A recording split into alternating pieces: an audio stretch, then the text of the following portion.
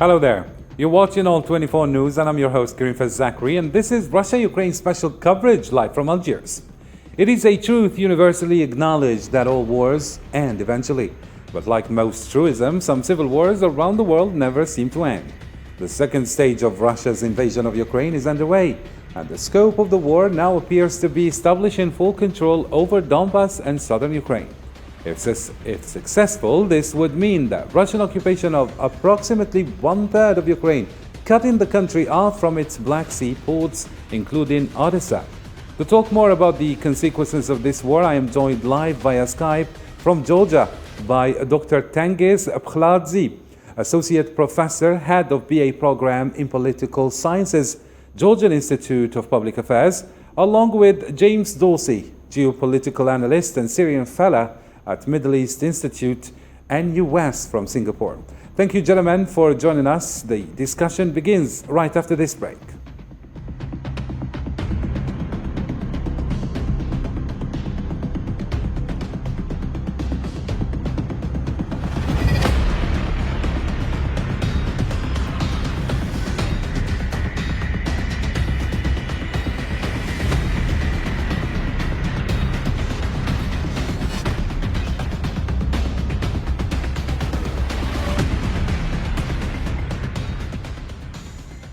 First off in our talk show, here are some updates on the file. UN Secretary General Antonio Guterres and Turkish President Recep Tayyip Erdogan on Monday reaffirmed their determination to find a way out of the conflict in Ukraine and create the conditions necessary to end the suffering of civilians.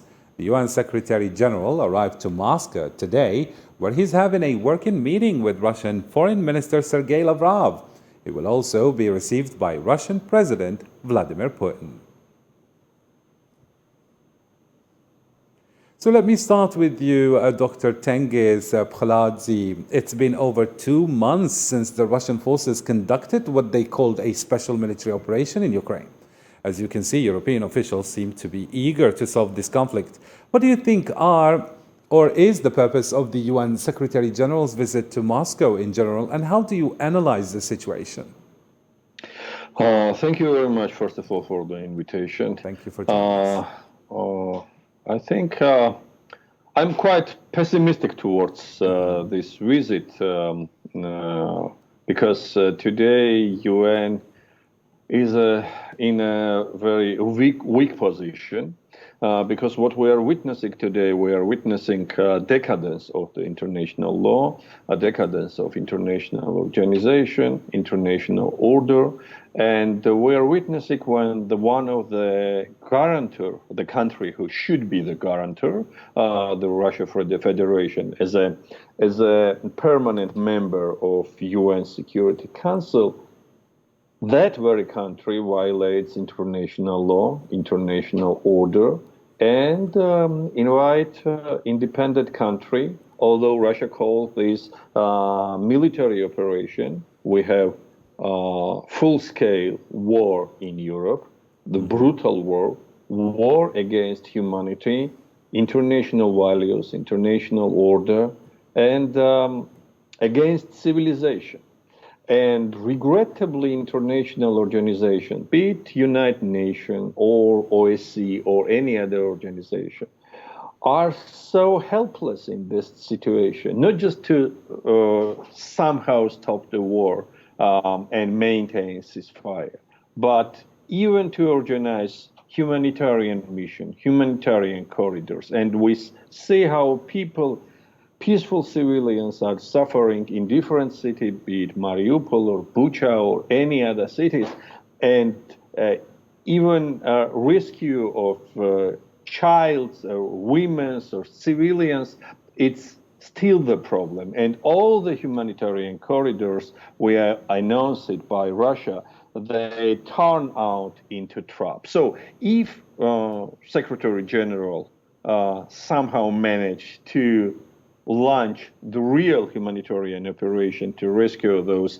people, that I would consider as a success, because today the role of international organizations is so weak and they are regrettably incapable not just to prevent but stop this brutal bloodshed. And this is not the first time. We saw the pretty similar situation in Georgia, in my country, which, as you know, is occupied by Russia as well, 20% of my country. And every day, people living along with occupied territory are witnessing kidnapping, torture, and so on. And neither from humanitarian international organizations are able to stop that. So that's why this is very serious problem for the international order and international stability. But once again, if the Secretary General somehow managed to create a humanitarian corridor for civilians, that would be success at this stage. Very nice indeed. What about you, Mr. James Dolsey? What do you have to say back to our guest who mentioned Russia breaking international law and without having any regard to Western nations or any respect to sovereignty of countries, especially neighboring ones such as Georgia? Let me say three things. First of all, in response to your introductory remarks, I think everybody, as a matter of principle, wants an end to the war. The question is at what price? And that's where there are major differences. With regard to the efforts by the United Nations Secretary General, the basic fact is that you come to the negotiating table, not just to be seen to be talking, but actually to try and negotiate an end to a conflict only when the price of continuing the contract is too high. That price is not yet too high, either for Ukraine or for Russia.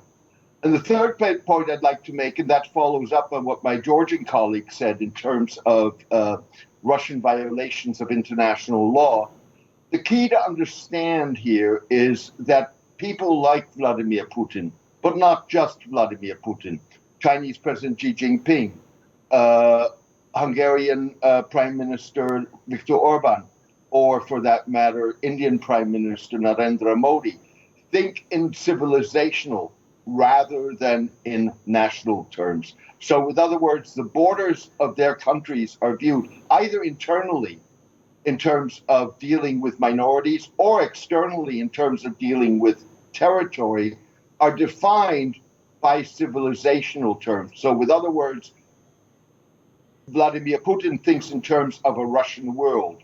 That world's borders are not the internationally recognized borders of Russia. They are the borders that are defined by where there are Russian speakers or people who adhere to Russian culture. And that indeed is a very dangerous notion for a world order that is not based on might is right, but is based on rules and laws. Mm-hmm. And what about Guterres? I mean, he has faced criticism for Ukraine for not visiting Kiev first and for failing to intervene decisively before February 24th. Why would the Ukrainian president react like this? Do you think there are fears over this meeting? I don't think it's an issue of fears. I think it's an issue of strategy.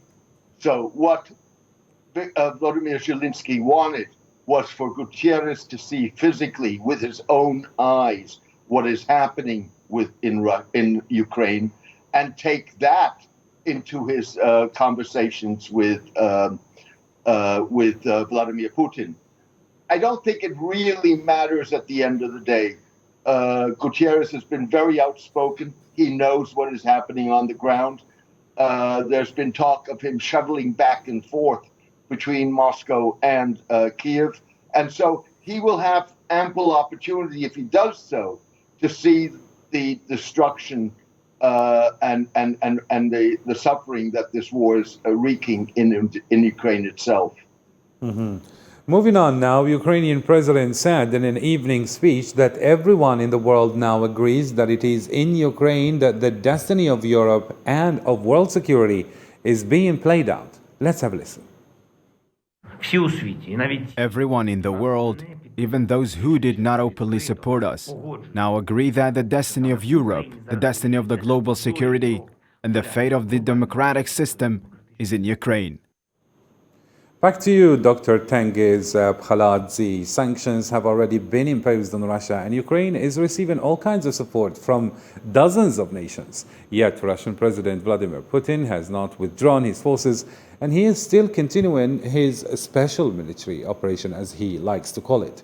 Why is he not considering the consequences of the sanctions, even on his own nation? What do you think are these or his alternatives, since he persists? First of all, let me say that Russian president never cares about his own people. He just cares about his wealthy, his bureaucrats, his elite, but not people. When it comes to the sanction, the real sanctions were imposed recently, and they were imposed.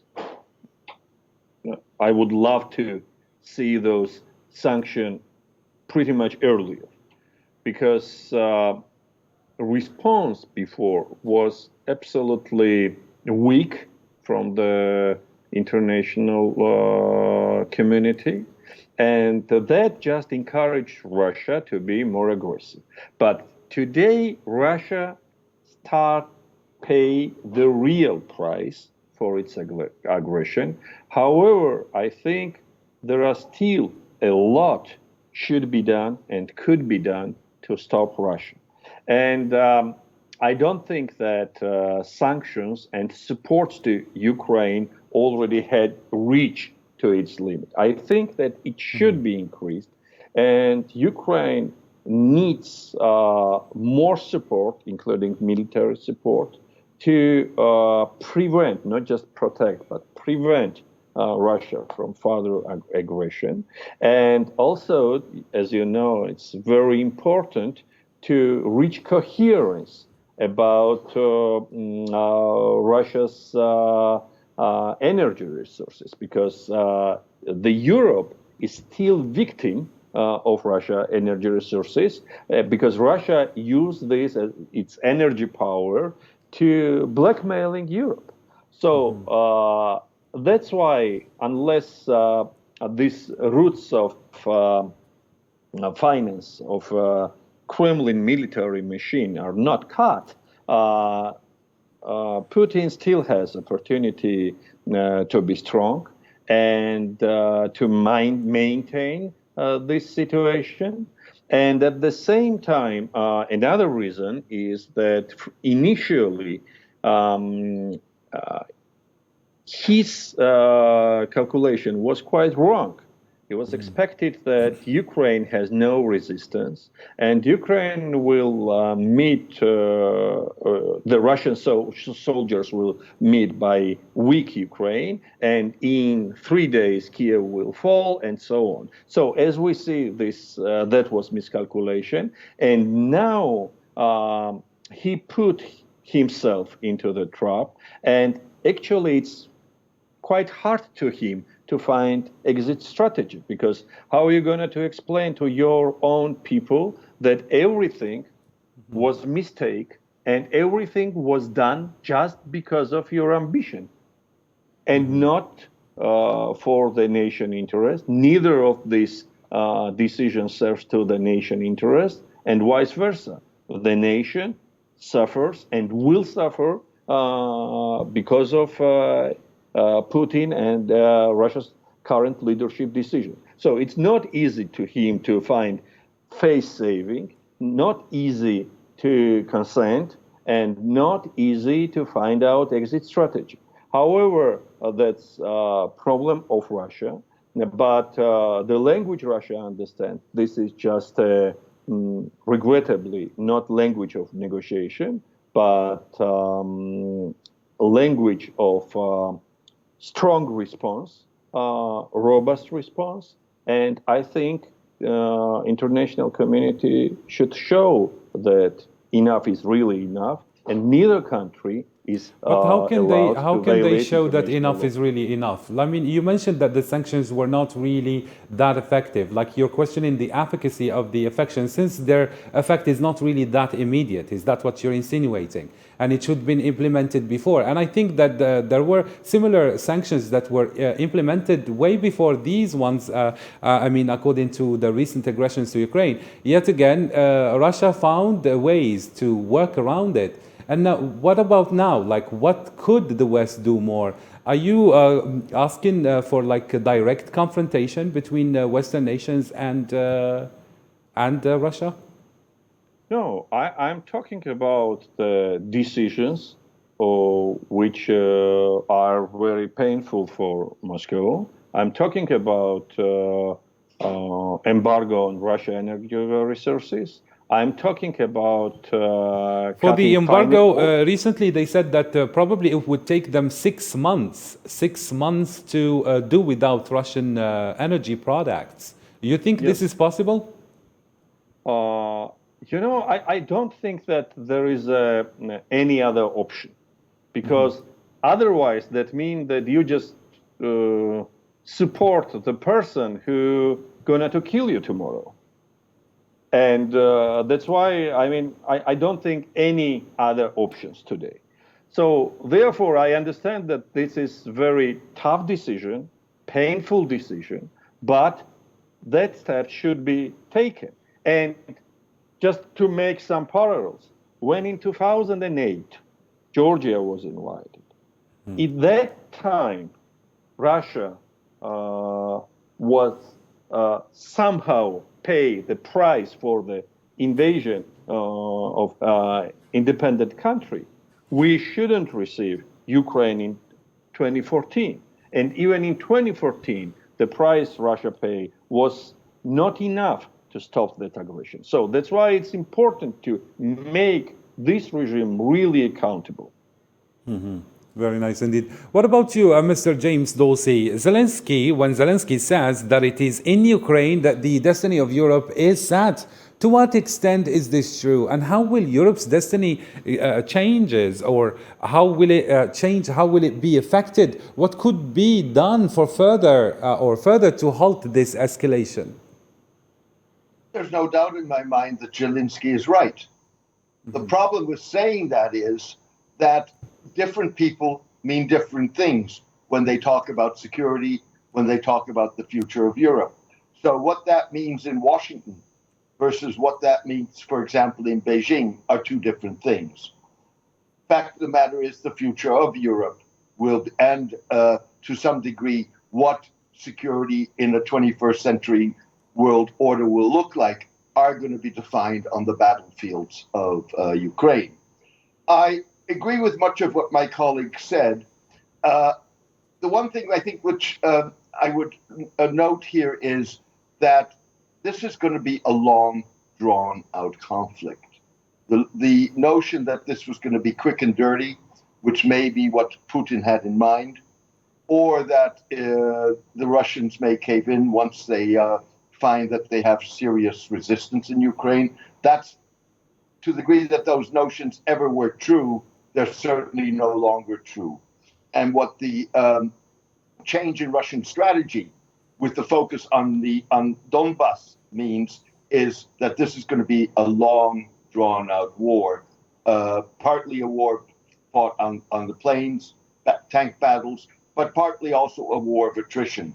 So what that means is, yes, sanctions will bite, but sanctions take time to bite. That's just the nature of the beast. And given that this will be a long, drawn-out conflict, it's in a sense less of a problem, even though people understandably want as quick as possible an end to this war, and an end to the suffering. The other point I would make here is that it's been clear since a speech that Vladimir Putin gave at the Munich Security Conference in 2007, what his views had become and how he viewed U.S. intentions and Russia's position in the world. So I think that he's, and I don't disagree with my colleague in terms of the kleptocracy that Putin has built in Russia. I do think that he probably really believes what he's saying. The question is whether he realizes that he's made a really big mistake in trying to resolve the issue by invading Ukraine. His problem is he needs to, if at all he wants to get out of the Ukraine quagmire, he needs a face-saving solution. There is no immediate face-saving solution in sight. Mm-hmm. And of course, his distractors, the United States and others, are not particularly interested in offering him a face-saving solution. Mm-hmm. But Mr. James Dorsey, is there any party here that is interested, or let's say, that is going to benefit from the war dragging on and lingering on? I don't think it's an issue of whether this party or that party is going to benefit from it. What I do think it's an issue of that at this point, obviously there is very little reason for either the Russians or the Ukrainians to end this war. And therefore, that's what's going to be the main driver of it. Of course, you had the recent remarks by the U.S. Defense Secretary saying that Russia needed to be weakened so that it can so that it cannot invade other neighbors. That may be true, or that may be a goal. That's a goal that is not just going to be achieved in Ukraine. It's also going to have to be achieved, for example, in strengthening relationships with a country like Kazakhstan, which has been on Putin's radar as a potential future target. Mm-hmm. Very nice. Thank you indeed for these illustrations. And now moving on to a very dangerous, let's say, development. In a televised interview, Russia's Foreign Minister Sergei Lavrov told the world not to underestimate the elevated risk of a nuclear war and said he viewed NATO as being, in essence, engaged in a proxy war with Russia by supplying Kiev with weaponry. Членов Совета Безопасности ООН. The risks are really considerable, and I would not want to elevate those risks artificially. Many would like that. The danger is serious, real, and we must not underestimate it. Back to you, Dr. Tengiz Bkhaladze. Moscow is accusing NATO of creating a real risk of nuclear war. To what extent is this likely to happen? Moscow is the best to accusing others, but at the same time, never thinks about its own responsibility. Frankly speaking, when I listening to the Russian speakers talking about some hypothetical threats from NATO, I always would like to ask them that how that happened, that if they really consider NATO as a threat, that before 2014, before the annexation of Crimea, they had perfect, brilliant relationship with NATO countries. They benefit from business with NATO countries, successfully developing military cooperation. And even in the very beginning of Putin's presidency, he highlighted in his statements that NATO caused no threats to Russia. So NATO never invaded and never had intention to invade Russia. That was Russia who invaded NATO partner countries. That was Russia meddling in the NATO member states election. That was Russia meddling in their internal affairs, nurturing separatists, trying to organize military coups, and so on. That was Russia, not the West. The West was who supported Russia to maintain reforms, to achieve economic prosperity. However, Putin denied to go on that way, and he chose authoritarianism. So, wherefore, this is just Russia is the best to create casus belli. And this war case in Ukraine proves that they can create casus belli everywhere, anywhere, and blame all the international community, but not themselves. So this is just a mockery of the international law, mockery of the international relationship, international order. But then even UK, I mean, its defense minister just stated that they do not exclude the possibility of waging a nuclear war in defending NATO alliance. Sure, because nobody can guarantee that Russia will not use tactical weapons. But once again, nobody is allowed to blackmailing all the world with the nuclear weapon. And Russia should know that any attempt will cause very serious response. And the people who are around the Putin and who are engaged in and involved in the decision-making process, because using nuclear weapon, this is not a one man's decision. That requires decision from other institutions as well. So they all should think about their responsibility about that. Back to you, Mr. James Dolsey. Lavrov said that the tensions between East and West are now worse than during the Cold War. Are we expecting a World War III, as it is alleged? And if so, how will the rest of the nations survive, especially the poor ones? Of course, there's a threat of a wider conflict, whether World War III or a wider conflict in Europe. There's no doubt about it. But I think that we have to keep two things in mind. First of all, this conflict was caused by Russia violating international law and invading another sovereign country. That is the root of this problem. Now, what Russia has done has been to employ scare tactics from the very beginning. In fact, even before the invasion, to try and prevent this conflict, or the conflict that it was going to spark, from expanding across the borders and becoming a broader European or a world war.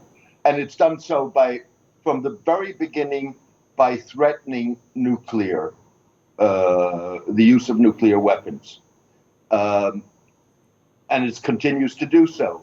It has spoken about placing tactical nuclear weapons in Ukraine. The problem with that is not only a Russian problem or a problem of whether or not this is going to expand into a world war. It sets a very dangerous precedent, because what it means is that nuclear powers across the globe, whichever one we're talking about, may see the benefit of nuclear blackmail. And those countries that do not have nuclear weapons, but may have the capability to develop them, whether that's Iran, whether that's Saudi Arabia, whether that's Turkey, or in fact what we've already seen happen with North Korea. But those countries that have the capability to do so and haven't done so yet may be encouraged to develop those kind of weapons, because they see the effect of the advantages of the blackmail that Russia has been engaged in. But we see that Russia has been all the time denying the fact that it is going to use any chemical weapons, and it is also accusing the West of fueling the war. What do you have to say about that, Mr. James Dolsey? Let's face it, whether or not they're going to use chemical weapons, your guess is as good as mine.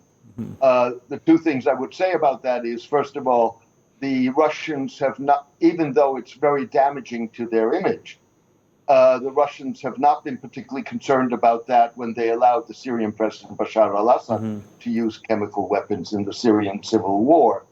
And if the Russians were to use chemical weapons in Ukraine, it would be a sign of a degree of desperation on their part.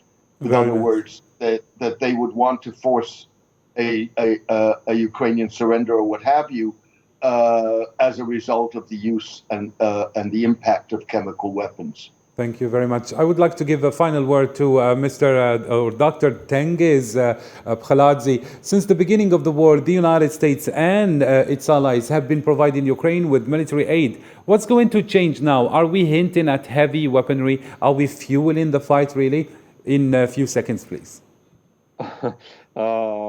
Yes, they provided military aid. However, we see that it's gradually increased. And I think it's very important not to be shy when we are talking about the military aid for Ukraine. Because once again, we should understand that we all today pay high price. But if we shouldn't stop that today, we will pay even bigger price tomorrow. Thank you so much. And with this, ladies and gentlemen, our special coverage comes to a close. Thank you, dear guests, for your participation and thorough analysis. And thank you, dear viewers, for keeping it here on All 24 News. Bye for now.